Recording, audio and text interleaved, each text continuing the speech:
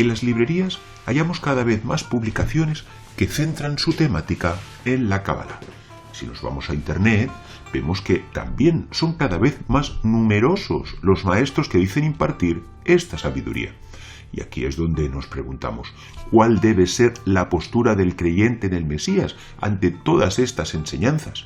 ¿Entrañan realmente algún peligro para nuestra alma? Shalom, queridos Javerim. Mi nombre es Isaac Benaor y en nuestro shiur de hoy intentaremos con la ayuda del cielo diferenciar con la mayor claridad posible entre las enseñanzas que van a hacer un bien y un beneficio a nuestra alma y separarlas de esas otras que suponen una absoluta pérdida de nuestro valioso tiempo o incluso, Dios no lo permita, pueden suponer una merma o un daño espiritual.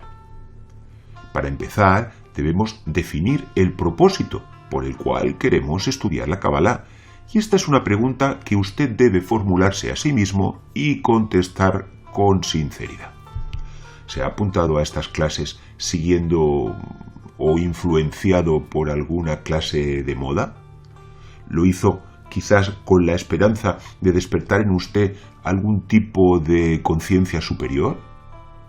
¿Pensó que esto le conferiría alguna clase de poder paranormal? Querido amigo, si está estudiando esta disciplina por alguno de estos tres motivos, permítame que le desanime. Si es por moda, se aburrirá muy pronto y nunca llegará a profundizar en las nociones de santidad que conforman esta sabiduría. Si su anhelo es abrir un canal hacia las fuentes de la inspiración, permítame decirle que si usted ya es creyente en el Mesías, dispone del único mediador entre Dios y los hombres y no necesita llamar a otras puertas para conectar su alma con realidades superiores. Y si a lo que realmente aspira es a recibir poderes espirituales, permítame decirle que está siguiendo el camino de Shimón el mago, como fue dicho. Pero había un hombre llamado Shimón que antes ejercía la magia en esa ciudad y había engañado a la gente de Samaria haciéndose pasar por algún grande. Y añade, les ofreció dinero a los apóstoles diciendo, dadme también a mí este poder para que cualquiera a quien yo impusiera las manos reciba el Espíritu Santo. Hemos citado Hechos Maasim 8, 9, 18 y 19. Querido Javer, que nunca se tenga que aplicar a sí mismo la respuesta de Simón Pedro a esta desafortunada petición. No tienes parte ni suerte con este asunto, porque tu corazón no es recto delante de Dios. Arrepiéntete, pues, de esta tu maldad y ruega a Dios, si quizás te sea perdonado el pensamiento de tu corazón. Hemos citado el mismo libro en el 8:22. Tenga por cierto que lo que usted busca solo podría encontrarlo en la llamada Cábala práctica, en la Cábala Maasit, una sabiduría que hace ya siglos que ni se practica ni se halla a nuestro alcance. Créame cuando le digo que ni siquiera el maestro al que usted sigue la conoce, más allá de conceptos generales. Al final de este vídeo me permitiré darle mi particular consejo sobre estas cosas, como hombre que cree haber alcanzado misericordia.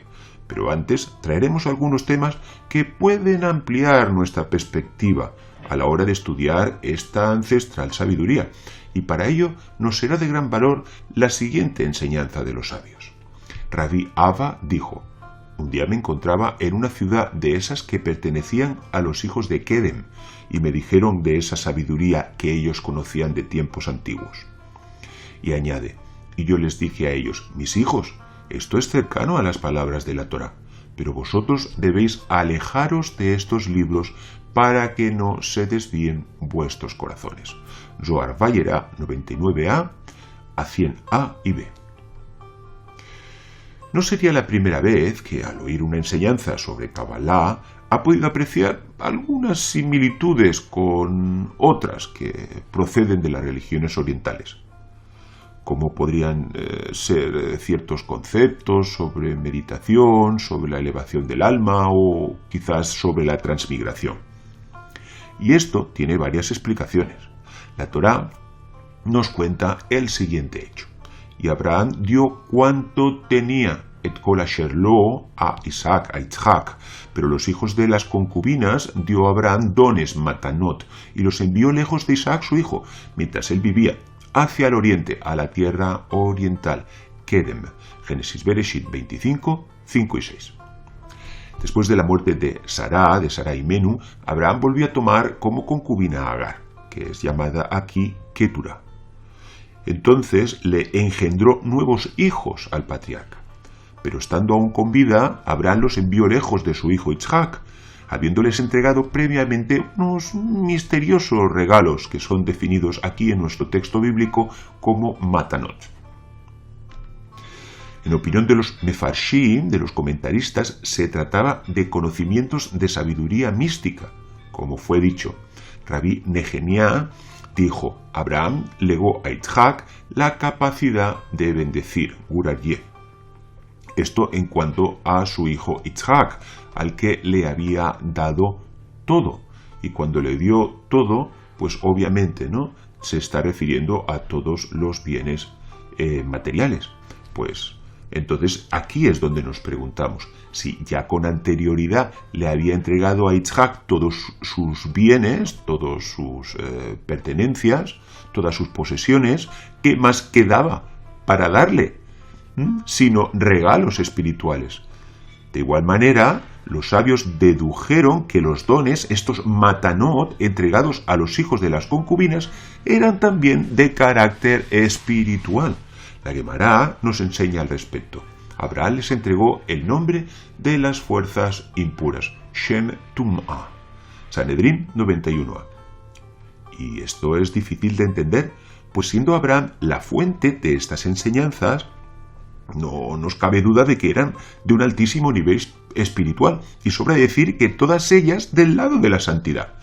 Entonces, ¿por qué la gematría las asimila estos dones a un Shem Hatumá, a un nombre de la impureza? ¿Qué fue lo que ocurrió con esta sabiduría? A estas alturas del relato bíblico no hubiera sido ninguna novedad ver cómo las enseñanzas del patriarca caen en la clipa cuando los receptores de estos dones se apartan de su maestro. Ya pudimos verlo con su sobrino Lot, quien tras alejarse de su tío por temas económicos se apegó a la extrema impureza de la tierra de Sodoma, acabando como acabó, engendrando de sus propias hijas. Tampoco los hijos de las concubinas fueron capaces de mantener incólume la santidad de los dones recibidos, tras llegar a la tierra donde fueron, porque en ese lugar imperaba el paganismo, y como consecuencia, esta sabiduría que le fue dada por su padre Abraham, cayó irremisiblemente en el sincretismo, mezclando conceptos de santidad con otros extraídos de la impureza. De ahí que nos decía nuestro Zohar, el que citamos antes, que esto estaba cercano a las palabras de la Torá, pero que sin embargo debían alejarse de estos libros porque podían desviar sus corazones. Así pues, estos grandes secretos de espiritualidad que les dio Abraham cayeron en la clipa, como se infiere de la forma carente de la palabra matanot, dones, según apreciamos en nuestro gráfico. Vemos aquí la expresión matanot, dones, donde hemos escrito en rojo la letra Vav, que faltaría en el texto de la Biblia, dando así a entender que faltaba la conexión con lo alto, pues la letra Vav significa gancho. Así pues, en estos matanot hubo una merma, de forma que no pudieron seguir estando conectados con esas fuentes más elevadas de la santidad. Y en esta historia hallamos la respuesta a nuestra pregunta sobre las similitudes entre algunos conceptos de la Kabbalah y otros pertenecientes a las religiones orientales. Dicho esto, pasemos a algunos consejos prácticos a la hora de estudiar todas estas cosas. Primero, tienda a ser escéptico con aquellos maestros que utilizan términos propios del lenguaje de las religiones orientales, como podrían ser, karma, aura, etc. El judaísmo ya posee un léxico propio para definir todos esos términos. Si su maestro no los usa, pero sí menciona los otros vocablos, esto puede ser indicio de que su formación fue mixta, habiendo bebido de ambas fuentes, la kasher y la impura, y posiblemente estará transmitiendo a su alma conocimiento tov verra, malo y bueno. Asimismo, las técnicas de meditación, incluidas la de la respiración, que nos legaron los Mekubalim, nada tienen que ver con esas otras que emplea el yoga. Si su maestro acude a esas últimas, sepa que lo que está haciendo no es kasher. 2. Sea aún más escéptico con aquellos maestros que le proponen supuestos nombres de santidad o permutaciones de ellos, invitándole a que usted medite sobre ellos. En el mejor de los casos, le resultará una práctica inútil, al no darse el ambiente de escrupulosa santidad necesario para llevar a cabo esos procedimientos. Pero no descarte los peligros de esta experiencia, pues en este marco que hemos definido de tov verra, de bueno y a la vez malo, cabe la más que probable posibilidad de que en realidad esté conectando con realidades provenientes del otro lado. 3. Analice el trasfondo de su búsqueda, la causa última que le ha llevado a estudiar la Kabbalah. Quizás sus oraciones ya no fluyen, es incapaz de conmoverse al cantar un salmo, y realmente cree que estos usos van a llenar el vacío de su alma. Plantéeselo con sinceridad. Y ahora, querido Javier, como dijimos al principio del vídeo, permítame darle mi opinión personal sobre este tema. Si ha dejado de experimentar la cercanía y el amoroso apego de Dios en su vida, antes de cambiar de método religioso, debe poner en balance su propia vida. ¿Qué hay en su comportamiento que lo ha alejado de Dios? ¿Realmente piensa que quedarse un rato mirando unas letras en hebreo lo conectará con su Creador de una forma mágica? Desconozco cuál es su contexto religioso, pero si es un creyente en el Mesías, usted ya conoce al único mediador entre Dios y los hombres. Permítame un ejemplo. Es como si usted dispusiese de una conexión 5G y la dejase para usar un antiguo cable telefónico. Entonces, ¿qué lugar debe ocupar la Kabbalah en los estudios de un creyente en el Mesías? Los sabios nos enseñan que la Torá, y por extensión toda la Biblia, posee 4 niveles de aprehensión. El primer nivel es el Pshat. Este lo conformaría el sentido llano del texto y su interpretación literal. Sería un gran error pensar que este primer acercamiento al texto bíblico es sencillo. Un estudio riguroso del Peshat requiere de un extenso conocimiento del contexto histórico y religioso de los personajes, también de las expresiones idiomáticas, y en el caso del estudio del Nuevo Pacto, de la forma en cómo se interpretaban las leyes en la época del Segundo Templo, para lo que necesitaremos acudir inevitablemente a la Mishnah. Si cree que estudiar este nivel es sencillo, échele un vistazo a la Torá con Rashi, donde el comentarista por excelencia del Pentateuco hace gala de un conocimiento superlativo de la gramática hebrea, así como de las diferentes agadot, de los relatos y también de las fuentes talmúdicas, y todo esto sin salir del Pshat. Pues no olvidemos que está escrito a través de lo revelado, la persona alcanza lo oculto. Zohar Vayetze 154a. Segundo nivel, Remez. Por ejemplo, al entrar en las enseñanzas de Yeshua, nos vemos inmersos en un enriquecedor universo de insinuaciones. Todas las realidades espirituales inherentes al Mesías pueden ser halladas aquí: su venida al mundo, su visión, su muerte, su resurrección.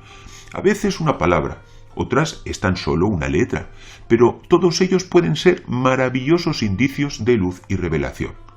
Llegados a este nivel, nos encontramos con el gran escollo de las diferentes traducciones vernáculas, pues el Lashon HaKodesh, la lengua santa, es el único idioma susceptible de este nivel de aprehensión por nuestra parte. Es este un grado especialmente útil a la hora de afianzar nuestra fe, pues son muchos los argumentos con frecuencia contradiciendo otras fuentes más antiguas que los detractores han esgrimido para desacreditar la interpretación mesiánica de textos clásicos, como puede ser Isaías 53. Y detrás de ellos se han ido los indoctos y los de doble ánimo. Pero si nos sumergimos en la neutralidad de las letras y de los nombres, sin hacer mayor apología que la innegable evidencia de estas insinuaciones que subyacen tras el sentido literal, nuestro espíritu se conforta al reconocer en ellas maravillosas revelaciones sobre el Mesías. Y llegados al tercer nivel, el Drash, aquí debemos esforzarnos en sacar a luz las Agadot, que son esos relatos que están queriendo salir a luz de alguna forma en el texto, como si de un Midrash se tratara. Derivado del término lidrosh, exigir, requerir, este grado de acercamiento al texto bíblico demanda de nosotros un oído atento para escuchar el susurro de las historias que se esconden tras el sentido literal.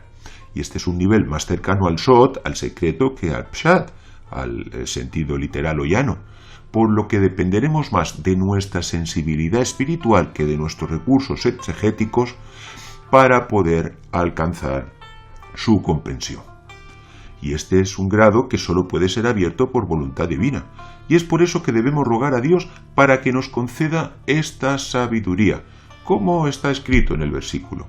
Y fue a preguntar al Eterno. Génesis Bereshit 25-22, donde preguntar es precisamente lidrosh. El cuarto nivel es el Sod, el secreto. Del Mesías fue dicho que él es la luz del mundo, lo que en hebreo sería el Or Olam, según vemos aquí en nuestro gráfico. Pero esto implica que a la vez el Mesías también es la luz oculta, Or Elam, como vemos de nuevo en nuestro gráfico. ¿Por qué? Pues porque la Bab de Olam ha desaparecido en la expresión Elam, oculto. Así que, lo mismo que dijimos con anterioridad acerca de esta letra, si perdemos nuestra conexión con lo alto a través de ese único mediador entre Dios y los hombres, lo que antes era luz del mundo se transforma en luz oculta. El Or Olam pasa a ser Or Elam. Como fue dicho, no leas a Olam, el mundo, sino lee Elam, ocultación. Sefer Habahir 10. Y este cuarto nivel, el del Sod, es un grado muy próximo al Ruach HaKodesh, y para lograr su aprehensión se demandará de nosotros mucha piedad y temor del cielo. A este nivel pertenece todo lo concerniente al Mesías resucitado, a su preexistencia y también todos los misterios que giraron alrededor de su venida al mundo. Y vemos como la P de Pshat, la Resh de Remetz y la Dalet de Drash y la Samet de Sod forman el acróstico de Pardes, paraíso, vocablo derivado del término griego paradeisos, vocablo usado en la Septuaginta como sinónimo de Gan Eden, como vemos aquí en nuestro gráfico, donde las iniciales de cada uno de estos niveles, de Pshat, de Remetz, de Drash y de Sod, forman la palabra Pardes, paraíso. Y decimos bien aprehensión, que no comprensión, pues si interiorizamos el estudio de la Biblia a estos cuatro niveles, estando conectados con la fuente de luz por excelencia, que es el Mesías, no necesitaremos más recursos para alcanzar elevados niveles de espiritualidad.